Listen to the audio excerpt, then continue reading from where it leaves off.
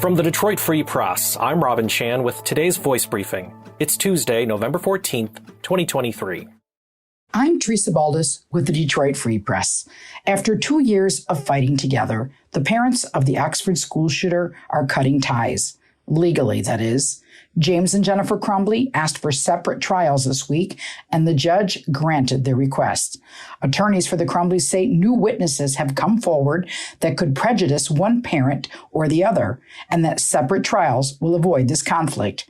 The prosecution agreed, though expressed concerns about the trauma two trials will have on the victims' families.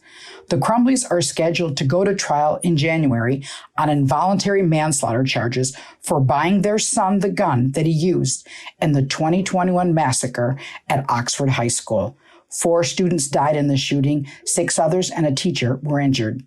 Prosecutors say the Crumbleys ignored a mentally ill son and bought him a gun instead of getting him help. The Crumbleys, however, say they never knew their son would carry out a school shooting and that the gun was probably secured and stored in their house. New trial dates have not yet been scheduled. For more on this story, please report to freep.com. I'm Frank Witzel with the Detroit Free Press. An estimated 55.4 million Americans, including about 1.7 million Michiganders, are expected to travel 50 miles or more from home this Thanksgiving holiday. In Michigan, the numbers are almost back to pre-pandemic levels. Most Michigan travelers, 1.5 million, will be going by car, and nearly 179,000 are expected to fly. That's more than 43,000 more Michigan travelers than last year. One of the highest years on record was 2019, right as the pandemic was beginning in China, with 1.79 million travelers. The other record year was in 2005, AAA said. As far as the best and worst times to drive, transportation data suggests November 22nd will be the busiest day on the road, with average travel times as high as 80% longer than normal in some metro areas. AAA recommends leaving in the morning or after 6 p.m. to avoid the heaviest holiday congestion. From the Detroit Free Press, I'm Dana Afana.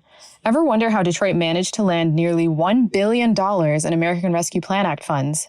Mayor Mike Duggan played a role. The mayor is buddies with the president, and the two need each other for their own political operations. So President Joe Biden tasked his aide to take Duggan's advice. After all, Biden needs Duggan to rally voters for him next election, and he's falling behind. Duggan knew that dispersing federal money based on population, which is how the CARES Act funding was allocated, wouldn't get Detroit the megabucks needed to improve communities. So he lobbied for it, along with other U.S. mayors, to allocate funding based on poverty and distress. Detroit is behind on spending that money compared to other cities like Cleveland and Memphis, and they're under a deadline to spend. Otherwise, they have to give it up to the government. But the mayor vowed to have $600 million obligated by the end of this year, and all $826 million by June 2024. Find more from the Detroit Free Press on freep.com. That's FREEP.com. Thanks for listening, and you'll hear more from us tomorrow.